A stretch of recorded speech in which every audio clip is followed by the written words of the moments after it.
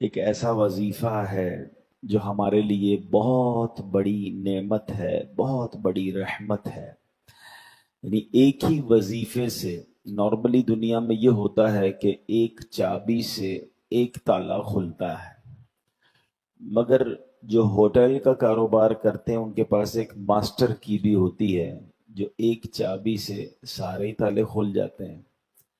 درود پاک ایک ایسی ماسٹر کی ہے کہ جس سے اتنے فضائل، اتنی مصیبتوں کے حل یا اتنی پریشانیاں حل ہوتی ہیں کہ بندہ اگر پڑھے تو حیران ہو جاتا ہے۔ یعنی ہوتا ہے نا، لوگوں میں کہتے ہیں بھائی کوئی روزی میں برکت کا وظیفہ دے دیں، کوئی کہتا ہے صحت کے لیے وظیفہ دے دیں، کوئی کہتا ہے جناب فلاں کام ہو جائے، اولاد کے لیے وظیفہ۔ الگ الگ وظائف، الگ الگ چیزیں ہوتی ہیں، مگر درود پاک کو اگر ہم غور سے دیکھیں اور جو حدیثوں میں اس کے فضائل آئے ہیں تو دنیا، آخرت، روزی، اولاد، پریشانیاں، تمام چیزوں کے لیے، یعنی اتنی لمبی لسٹ ہے کہ سبحان اللہ، درود پاک سے وہ مسائل حل بھی ہوتے ہیں اور مصیبتیں آسان بھی ہوتی ہیں۔ تو اللہ کرے کہ ہم درود پاک کثرت سے پڑھنے والے بن جائیں۔ ایک بڑی پیاری حدیث ہے، سرکار دو عالم صلی اللہ تعالی علیہ وسلم کا فرمان ہے، جس نے مجھ پر صبح و شام 10 10 بار درود شریف پڑھا، اسے قیامت کے دن میری شفاعت ملے گی۔ اب 10 10 بار درود پاک میں کتنی دیر لگتی ہے؟ الصلاۃ والسلام علیک یا رسول اللہ، یہ بھی درود پاک ہے۔ صلی اللہ تعالی علی محمد صلی اللہ علیہ وسلم، یہ بھی درود پاک۔ مختصر درود پاک بھی ہیں، تھوڑے طویل درود پاک بھی ہیں، لیکن فضیلت کیا ہے کہ سرکار دو عالم علیہ السلام فرماتے ہیں اس سے بروز قیامت میری شفاعت ملے گی۔ تو پھر کیوں نہ ہم درود پاک کثرت سے پڑھیں۔ اور یہ تو ایسا وظیفہ ہے کہ کہتے ہیں نا، جتنا گڑ ڈالو گے اتنا میٹھا ہوگا۔ تو جتنا پڑھتے جائیں گے اتنے مسئلے حل ہوتے جائیں گے، اتنی پریشانیاں انشاءاللہ دور، اور نامہ اعمال میں نیکیوں کا انبار لگ جائے گا۔ آئیے مل کر درود پاک پڑھ لیں۔ صلو علی الحبیب صلی اللہ تعالی علی محمد صلی اللہ علیہ وسلم۔ اللہ قرآن مجید میں فرماتا ہے لن تنالوا البر حتی تنفقوا مما تحبون۔ اے اللہ فرماتا ہے تم ہرگز بھلائی کو نہیں پہنچ سکتے جب تک اپنی سب سے پیاری چیز راہ خدا میں خرچ نہ کرو۔ بھلائی تک پہنچنا ہے تو کون سی چیز خرچ کرنی ہے؟ پیاری چیز، اچھی چیز جو آپ کی فیورٹ ہے، مزہ اس میں ہے۔ اچھا، صحابہ کرام علیہ رضوان نے جب یہ سنا نا، یہ آیت سنی، ان کا ریئیکشن کیا تھا؟ ایک صحابی آئے، کہتے ہیں حضور میری ساری پراپرٹی میں سب سے پسند مجھے یہ باغ ہے، میں یہ باغ اللہ کی راہ میں صدقہ کرتا ہوں۔ ایک صحابی ہے، کہتے ہیں میرے حضور بہت ساری میرے پاس سواریاں ہیں، یہ گھوڑا مجھے سب سے زیادہ پسند ہے، میں یہ اللہ کی راہ میں دیتا ہوں۔ بیسٹ چیزیں لے کر آئے صحابہ۔ سبحان اللہ، قرآن کا یہی تو کمال ہے، ساری چیزوں کو اس آیت میں کور کیا گیا ہے۔ اگلی آیت میں کیا فرمایا کہ شیطان تمہیں محتاجی کا اندیشہ دلاتا ہے۔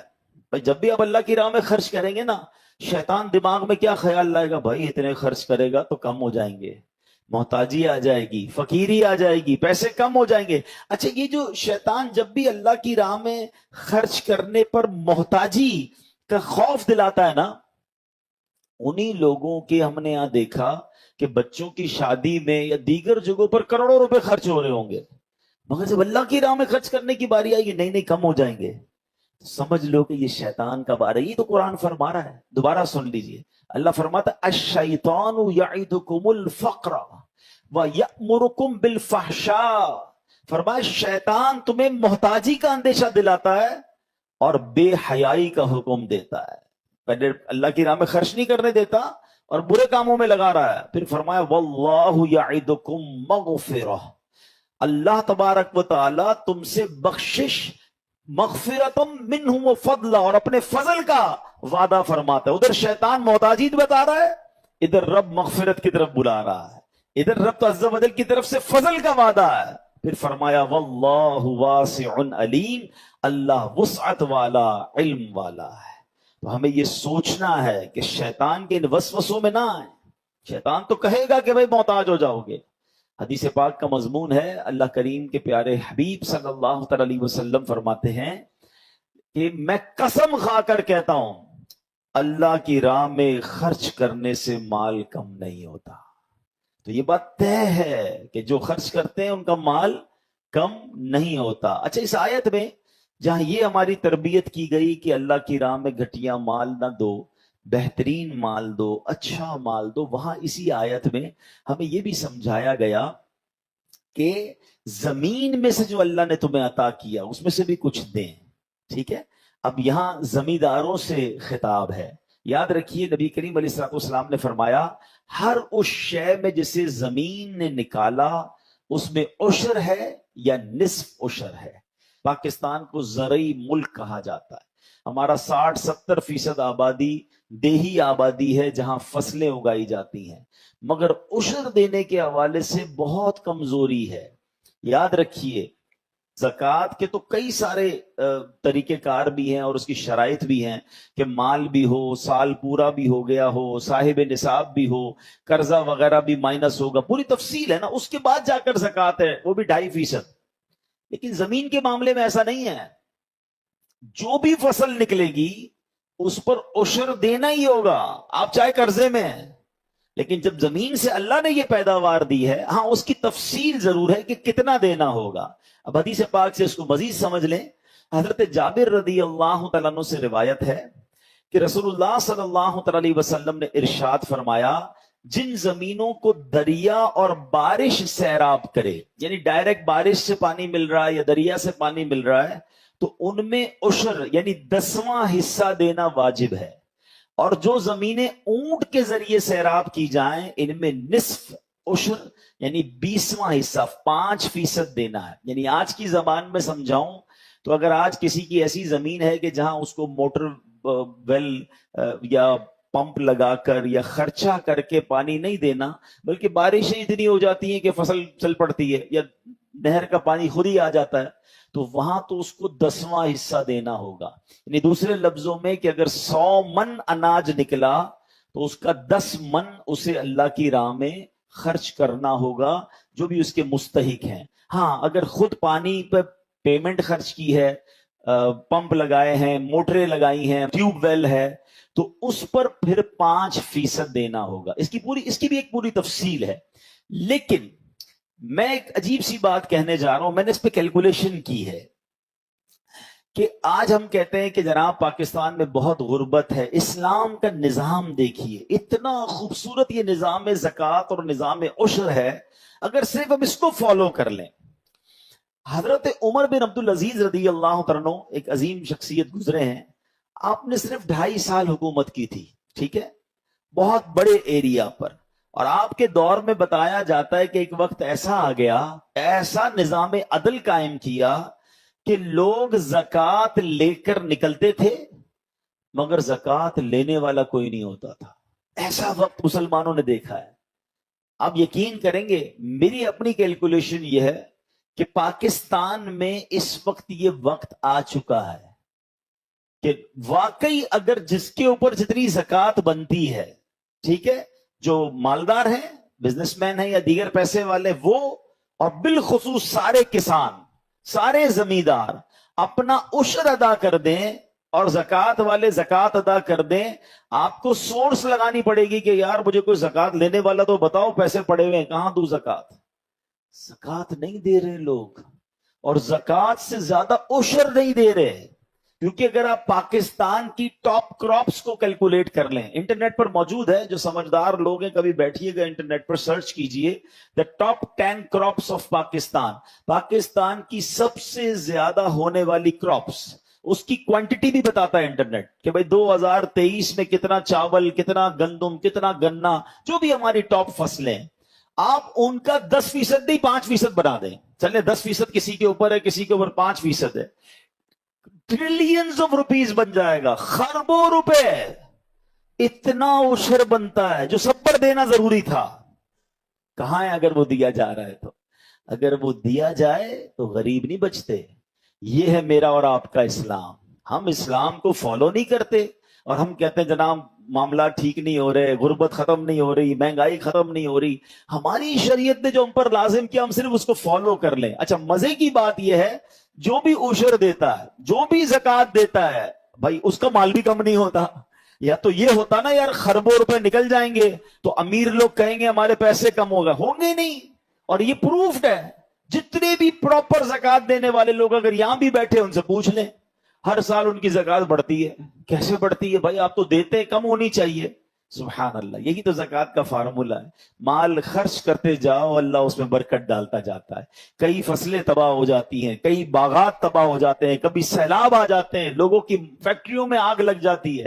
میں نہیں کہتا ہر وقت یہی وجہ ہو، مگر حدیثوں میں یہ وجہ موجود ہے کہ مال جب تلف ہوتا ہے، مال جب برباد ہوتا ہے تو اس کی ایک وجہ یہ ہوتی ہے کہ اس کی زکوٰۃ نہیں دی گئی ہوتی. بلکہ حدیث پاک میں مضمون ملتا ہے کہ اللہ کی راہ میں زکوٰۃ دے کر اپنے مالوں کو مضبوط قلعوں میں قید کر لو، تم سیکیور کر لو اپنے مال کو. تو پلیز جتنے لوگ مجھے سن رہے ہیں جن کے اوپر بھی زکوٰۃ بنتی ہے، اس میں سستی نہ کیا کریں. یہ میل ہے مال کا. آپ کہیں یار یہ تو کمال ہو گیا، 100 ایکڑ زمین ہے، 5 کروڑ روپے کی فصل نکلی اور میں اس میں سے 10% اللہ کی راہ میں دے دوں، او باپ رے باپ. یہ نہ سوچا کرو. شریعت پر عمل کرو، اللہ اس 5 کروڑ میں بہت برکت ڈال دے گا.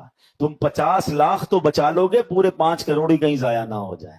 اللہ ناراض ہو گیا تو اس سے برکت لے لے گا. پیسے تو ہوں گے، سکون نہیں ہوگا. تو یہ قرآن کی یہ آیت ان زمینداروں کو بھی بتا رہی ہے کہ جو زمین سے نکلتا ہے اس کا بھی حق ادا کیا جائے. تو کاش یہ باتیں ہمیں سمجھ آ جائیں کہ قرآن کے اس حکم پر ہم نے عمل کرنا ہے کہ پہلے تو اللہ کی راہ میں بہترین دینا ہے، گھٹیا نہیں دینا ہے. ٹھیک ہے. نمبر 2، پورا دینا ہے اور ڈرنا نہیں ہے. قرآن نے کہہ دیا شیطان تمہیں محتاجی کا خوف دلائے گا، شیطان تمہیں محتاجی کے لیے تمہیں وسوسے ڈالے گا. ہمیں شیطان کے وسوسوں میں نہیں آنا ہے. اور بہرحال میرے پیارے اسلامی بھائیوں، ایک اور بات سمجھنی ہے کہ ان تمام چیزوں میں جو مال کے معاملات ہیں اس میں صرف حلال کمانا ہے. حرام روزی کو آپ نے شامل کیا، آپ کی ساری برکت چلی جانی ہے، دعائیں قبول نہیں ہونی ہیں، مشکلوں میں اضافہ ہو جانا ہے. پیسوں میں تو اضافہ ہو جائے گا، شاید اکاؤنٹ میں پیسے بھی آپ کو زیادہ نظر آئیں گے، 2-4 گاڑیاں بھی زیادہ نظر آئیں گی، مگر بلیو کریں آپ کی مشکلوں میں اضافہ ہو جائے گا، آپ کی ٹینشنوں میں اضافہ ہو جائے گا. ہمیں کیا کرنا ہے اس پیسے کو جو ہمیں سکون سے سونے نہ دے. اچھا یہاں سکون مل بھی گیا اور اگر آخرت میں مار پڑنی ہے تو کہاں جائیں گے؟ قرآن میں رب فرماتا ہے یا ایھا الذین آمنوا کلوا من طیبات ما رزقناکم واشکروا للہ ان کنتم ایاہ تعبدون. اللہ فرماتا ہے اے ایمان والو ہماری دی ہوئی ستھری چیزیں کھاؤ اور اللہ کا شکر ادا کرو اگر تم اسی کی عبادت کرتے ہو. اصل میں پرابلم کیا ہے؟ شیطان پھر دل میں یہ بات ڈال دیتا ہے کہ یار ٹھیک ہے میں تھوڑی بہت ڈنڈی مارتا ہوں، حرام کماتا ہوں، جھوٹ بولتا ہوں، یہ سود کا کام یا ملاوٹ کا کام کرتا ہوں، میں اس کے بعد صدقہ بھی تو دیتا ہوں، میں مسجد میں بھی دے دیتا ہوں، میں غریب کی شادی بھی کرا دیتا ہوں. تو یہ لیول ہو جاتا ہے جہاں میں نے غلط کمایا اب اللہ کی راہ میں خرچ بھی کر لیا. یہ بہت بڑا شیطان کا وار ہے. آخری بات سن لیجئے، حدیث پاک میں آتا ہے اے لوگو اللہ پاک ہے اور وہ پاک چیز کے سوا اور کسی چیز کو قبول نہیں کرتا. اور اللہ تعالیٰ نے مسلمانوں کو وہی حکم دیا ہے جو رسولوں کو حکم دیا تھا. تو اے میرے پیارے اسلامی بھائیوں یہ یاد رکھیے اللہ پاک ہے اور پاک ہی قبول کرتا. یہ بھول ہے کہ میں حرام کما کر صدقہ کروں گا تو قبول ہو جائے گا. کبھی کسی نے اللہ کی بارگاہ میں ناپاک تحفہ بھیجو گے تو کیا وہ قبول ہوگا؟ وہ نہیں قبول ہوگا. آپ حلال کمائیں اور حلال کمائی سے صدقہ و خیرات کریں، اچھے کاموں میں خرچ کریں، پھر ملٹیپلیکیشن دیکھیے گا. تو بہرحال آج جو قرآن پاک کی سورہ بقرہ کی 2 آیتیں ہم نے پڑھی، ہم نے سمجھی، اس میں خوبصورت پیغام تھا کہ اے ایمان والو اللہ کی راہ میں بہترین مال خرچ کرنا ہے، شیطان کے وسوسوں میں نہیں آنا، زمیندار اپنا عشر پورا ادا کریں اور گھٹیا مال خرچ نہ کریں. اور ایھا الذین آمنو اے ایمان والو، اس کو انجوائے کیا کرو، اس پہ شکر ادا کیا کریں. الحمدللہ ہم ایمان والے ہیں. قرآن نے آپ سے اور مجھ سے بات کی ہے. قرآن میں کئی مقامات پر کافروں سے بات کی گئی ہے، کئی مقامات پر یا ایھا الناس کہہ کر، اے لوگوں کہہ کر بات کی گئی ہے. مگر سبحان اللہ، کم و بیش 89 یا 90 ٹائمز اللہ نے براہ راست آپ سے اور مجھ سے بات کی ہے.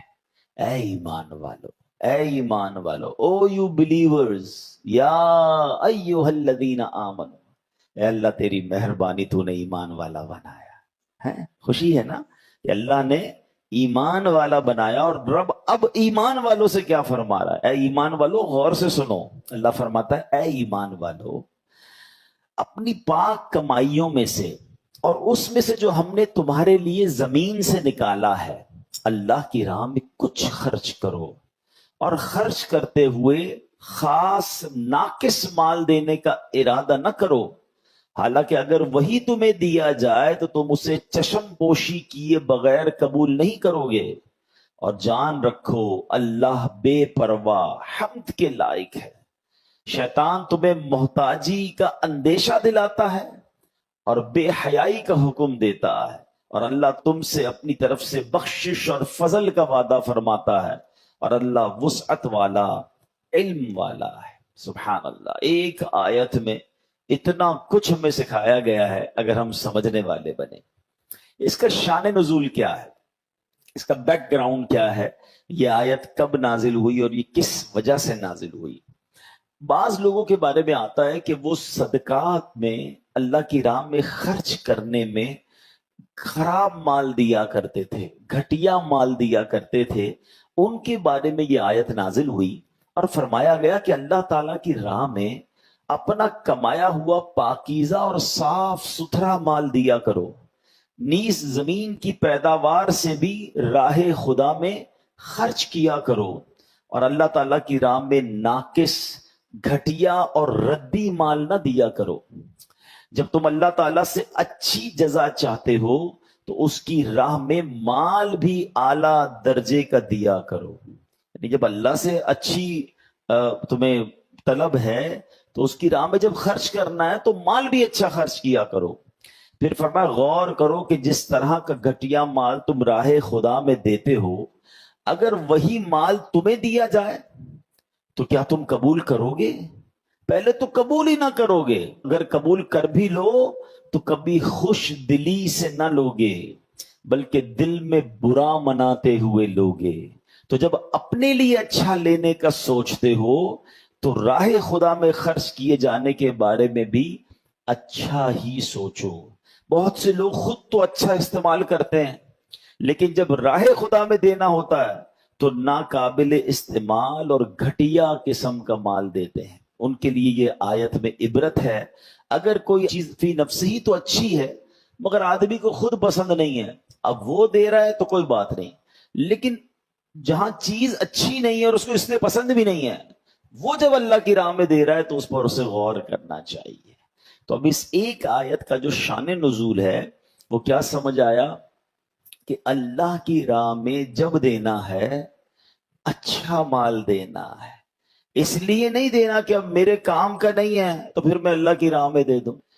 نارملی ہمارے ہاں یہی پرابلم ہے. یہ پہلے زمانے کے لوگوں کے لیے آیت نازل ہوئی، مگر آج کا زمانہ بھی دیکھیں تو اللہ کی راہ میں دینے کے لیے کون سا مال ہم دیتے ہیں؟ یار میرے لیے اب یہ کپڑے پرانے ہو گئے ہیں، پھٹنے لگے ہیں، چلو اللہ کی راہ میں دے دو. چپل ٹوٹ گئی ہے، چلو کسی غریب کو دے دو. کھانا بچ گیا ہے تو کسی مدرسے میں دے دیں. یعنی ہر وہ چیز جو میرے اور آپ کے کام کی نہیں ہے ہمیں وہ اللہ کی راہ میں دینے کا جی چاہتا ہے. یا اس میں بھی بعض اوقات لوگوں کا چاہتا ہے، کچھ لوگ تو وہ بھی نہیں دیتے. لیکن چلے یہ بھی جو دے رہے ہیں آپ خود سوچیں کہ ہم یہ کیا کر رہے ہیں. پھر قرآن نے بڑا زبردست ایک اس میں ایک آیت میں جو جز ہے نا کہ ذرا غور کرو اگر یہ مال تمہیں دیا جائے. یعنی تھوڑی دیر کے لیے غور کریں کہ جو کھانا، جو کپڑے، جو بھی مال ہم اللہ کی راہ میں دے رہے ہیں، اللہ فرماتا ہے اگر وہ تمہیں دیا جائے تو تم قبول کر لو گے، تمہیں اچھا لگے گا. اچھا قبول کرو گے بھی تو دل سے قبول نہیں کرو گے. قرآن کیا کہتا ہے کہ اگر یہ مال تمہیں دیا جائے تو تم اسے چشم پوشی کیے بغیر قبول نہیں کرو گے، یعنی دل اچھا نہیں فیل کرے گا. یعنی ہم اللہ کی راہ میں وہ دے رہے ہیں جو مجھے اگر کوئی دے تو مجھے غصہ آ جائے. اب سوچیں, اب ذرا امیجن کرتے جائیں, جتنے لوگ یہاں مجھے سن رہے ہیں, ہمارا دیا ہوا صدقے کا مال جس طرح کا ہم دیتے ہیں, مجھے کوئی دے تو مجھے کیسا لگے گا؟ کچھ لوگ جب یہ راشن وغیرہ بٹتے ہیں تو راشن بھی گھٹیا, بعض اوقات تو بیچارہ غریب آدمی گھر جا کے وہ راشن کھولتا تو کہتا ہے یہ کیسا راشن ہے, کیا خود کھاتے ہیں ایسا؟ غور کریں, تھوڑا دیں مگر کمال کا دیں, اچھا دیں. دیکھیں پہلے ایک بات سمجھیں, میرا اور آپ کا اللہ کی راہ میں خرچ کرنا اللہ کو تھوڑی پہنچتا ہے. کیا معاذ اللہ میرا کھانا میرے کپڑے اللہ کے پاس جاتے ہیں؟ ادھر دل دیکھا جاتا ہے, یہ بندے کی نیت کیسی ہے, مجھ سے محبت کتنی ہے, میری راہ میں خرچ کرنے کے لیے گھٹیا, بیکار, پھینکنے والا. اچھا اب بہت سارے لوگ کہہ رہے ہوں گے کہ یار ایسا تو نہیں ہے, ہم ایسا ہر کوئی تو نہیں کرتا. چلے میں آپ کو 2-3 ایگزامپل سے سمجھاتا ہوں. یعنی کھانے پینے کی چیزیں جب بھی بچیں گی, کپڑے جب بھی خراب ہوں گے, کبھی جرابیں پہن رہے ہیں اس میں سوراخ ہو گیا تو بندہ کہے گا اب یہ تو کسی کام کے نہیں, کسی کو دے دو. میں نہیں کہتا وہ نہیں دینا چاہیے, وہ بھی دیں, اب ظاہر کرنے سے بہتر ہے کسی کے کام آئیں گے, لیکن کبھی کبھی اچھا بھی تو دینا, دل سے دیں. اپنے لیے 4 چیزیں خریدی ہیں تو ایک اور خرید لیں کسی غریب مسلمان کے لیے, اپنے ہی رشتہ دار, اپنے ہی ملازمین میں سے کسی کو دے دیں. کبھی ایسا نہیں ہو سکتا کہ ہمارے گھر میں کھانا بنے تو اس سے پہلے کہ ہم کھائیں وہی کھانے میں سے اسی انداز کا کھانا نکال کر اپنے کسی ملازم, کسی پڑوسی, کسی رشتہ دار کو دے دیا جائے؟ ضروری ہے کہ پہلے میں کھا لوں پھر بچ جائے اور مجھے لگے کہ اب میں نہیں کھاؤں گا اور میرے کام کا نہیں ہے اور اب میں کسی کو دوں؟ اس میں کتنا فرق ہے اور اس میں کتنا فرق ہے. کیسی دل سے دعا نکلے گی کسی کو اگر آپ ایسا دیں گے تو. اب ذرا غور کریں, صرف یہ کھانے پینے میں نہیں ہے, ایک عجیب سی جس کو کہتے ہیں نا راہ خدا میں جب بھی دینے کی بات آئے گی تو شیطان ہم سے ڈنڈی لگواتا ہے. اب مثال کے طور پر اگر جمعے میں یا کسی جگہ پر اعلان ہوا کہ جناب اللہ کی راہ میں خرچ کریں, بعضوں کا ڈبہ مسجد میں ہمارا سامنے آتا ہے یا جھولی وغیرہ آتی ہے. اب آپ غور کریں, ہمارے جیب میں 50-50 کے 2 نوٹ ہیں یا 100-100 کے 2 نوٹ ہیں یا 10 روپے کے 2 نوٹ ہیں, جس کی جیسی حیثیت. آج حضرت نے کہا کہ چلو سخاوت دکھاتے ہیں, آج مسجد کے چندے میں پیسے ڈالتے ہیں. ایک کڑک نوٹ ہے اور ایک پرانا نوٹ ہے. سچ بتائیں مسجد کے ڈبے میں لوگ کون سا نوٹ ڈالتے ہیں؟ حالانکہ 50 روپے کا پرانا نوٹ بھی 50 کا ہی ہے, نیا نوٹ بھی 50 کا ہی ہے, لیکن اللہ کی راہ میں دینا ہے نا, چلو یار یہ پرانا پھٹنے والا ہے نا, اس کو دے دو. یعنی آپ سوچیں کہ جب جب اللہ کی راہ میں دینا ہے ہمیں کیوں ہی اندر سے آواز آتی کہ یار یہ جو کام کرنی ہے نا یہ والا دے دو. آپ نوٹ کو تو چھوڑیں, لوگوں کے بچے ہوتے ہیں نا, کسی کے 3-4 بچے ہیں, 5 بچے ہیں ماشاءاللہ, بندہ کہتا ہے یار میرا ایک بیٹا بڑا ہوشیار ہے, سارے جو نا حساب کتاب میں بڑا پکا ہے, سبق بھی یاد کر لیتا ہے, یار اس کو تو ڈاکٹر بنائیں گے. اچھا دوسرا بچہ وہ گھر کے پل پرزے بھی ذرا ٹھیک کر لیتا ہے, بڑا ٹیکنیکل دماغ ہے, اس کو انجینئر بنائیں گے. تیسرا بچہ بہت شرارتی ہے, کوئی سبق یاد نہیں کرتا, تھوڑا سا چلنے میں بھی ٹیڑھا میڑھا چلتا ہے, معذور ٹائپ کا ہے, یار اس کو مدرسے میں دے دیں. آپ سوچیں کہ ہم اپنا اللہ کی راہ میں بچہ بھی وہ دیں گے جو میرے کام کا نہیں ہے, مدرسے میں بچے بھی وہی والے ڈالتے ہیں لوگ. یعنی آپ سوچیں یار یہ کتنی بڑی بے وقوفی. اچھا بعض اوقات پھر ہم کہتے بھی نظر آتے ہیں کہ یار آج کل کے علماء اپ ٹو ڈیٹ نہیں ہیں, آج کل کے علماء معاشرے کے مطابق بات نہیں کرتے, ان کو جناب لوگوں کی سائیکی کا نہیں پتا. بھائی آپ نے بچے کون سے دیے مدرسے کو؟ دینا اپنے خاندان کا سب سے بہترین بچہ ہے ماشاء اللہ کہ بھائی یہ میرا بچہ سب سے بریلینٹ ہے, اس کو مفتی بناؤں گا, اس کو عالم بناؤں گا, ساری دنیا میں دین کا ڈنکا بجائے گا. مگر اللہ کی راہ میں بھی دینا ہے, بچہ بھی دینا ہے, اولاد بھی اگر دینی ہے تو جو میری بات نہیں مانتی. ہمارے پاس بھی آتے لوگ, میرا بیٹا جو ہے نا وہ بگڑ گیا ہے, تو نشئی ہو گیا ہے, تو بری صحبتوں میں ہو گیا, پلیز اس کو مدنی قافلے میں لے جائیں. بھائی یہ اس صحبت سے پہلے مدنی قافلہ یاد نہیں آیا تھا؟ اگر پہلے ہی مدنی قافلے میں ڈال دیتے تو اس صحبت میں بھی نہ جاتا. جب بالکل بندہ ہار مان جاتا ہے نا اپنے بچوں سے, پھر آتے ہیں ہمارے پاس, حضرت کچھ کریں, کسی طرح مدرسے میں لگا دیں, قافلے میں. ٹھیک ہے ہم تو اس کو بھی لے جائیں گے, ہم منع نہیں کرتے, ہمارا کام ہی یہی ہے. لیکن آپ اور میں خود سوچیں نا کہ ہم اس وقت کہاں ہوتے ہیں کہ جب ہم فیصلہ کر رہے ہوتے ہیں کہ کس بچے کو کس فیلڈ میں ڈالنا ہے. آپ یقین کریں، آپ کبھی فیصلہ کر کے دیکھیے گا، آپ مایوس نہیں ہوں گے. اپنے گھر میں اپنے گھر کے بہترین فرد کو، چاہے وہ بیٹا ہے یا بیٹی ہے، اگر اللہ نے اس کو ذہن دیا ہے، اس کو ذہانت ہے، اس کے اندر قابلیت ہے، اسے آپ دین کا خدمتگار بنائیں، اور پھر دیکھیں انشاءاللہ وہ کیسی دین کی خدمت کرے گا. آپ کی آنکھیں ٹھنڈی ہو جائیں گی. اور ایک بات اور یاد رکھیں، جو اللہ کے دین کی خدمت کرتا ہے نا، اللہ اسے بھوکا نہیں رکھتا ہے. بعض اوقات یہ بھی ذہن میں خبر سوار ہو جاتا ہے کہ یار اپنے بچوں کو دیندار بنا دوں گا تو ان کے فیوچر کا کیا ہوگا. مجھے ایک بات بتائیے، دنیا کی روزی دینے والا کون ہے؟ ذرا مل کر جواب دیں گے. اللہ دینے والا ہے نا. جو بچہ آپ کا اللہ کو راضی کرے گا، وہ بچے کو اللہ بھوکا رکھے گا؟ یہ کیسے ہو سکتا ہے؟ ارے اس کو غیب کے خزانوں سے آتا، اس کے برکت سے آپ کو روزی ملے گی. اگر آپ کی اولاد میں سے کوئی دین کا خدمتگار بن گیا نا، آپ نوٹ کر لیجئے گا، اس بچے کی برکت سے دیکھیں اللہ آپ کی روزی میں کیسی برکت ڈال دے گا. آپ کے گھر سے انشاءاللہ دین کی شمع روشن ہو رہی ہے. تو پلیز یہ غور کریں. یہ آیت تو جو میں نے پڑھی پچھلے لوگوں کے بارے میں نازل ہوئی تھی کہ جو خراب مال دیتے تھے اللہ کی راہ میں، مگر دل پر ہاتھ رکھ کر بتاؤ آج ایسا دور نہیں ہے. تو قرآن کہتا ہے، میں آپ کو اللہ کا کلام سنا رہا ہوں کہ اللہ کی راہ میں جب خرچ کریں تو بہترین کریں، گھٹیا مال خرچ نہ کریں. اور یہ جملہ ڈرانے والا ہے کہ اے بندو، اگر یہ مال تمہیں دیا جائے تو تم قبول کرو گے؟ یعنی اللہ فرما رہا ہے تمہیں دے تو برا لگے تمہیں کوئی، یعنی مجھے اور آپ کو کوئی پیکٹ میں وہی والا صدقہ، وہی والا چیز دے دے جو ہم کسی غریب کو دیتے ہیں، اللہ کی راہ میں دیتے تو کتنا برا لگے گا کہ یہ تحفہ لائے ہو میرے لیے، یہ پرانے کپڑے، پھٹے ہوئے کپڑے، بچا ہوا کھانا، کتنا برا لگے.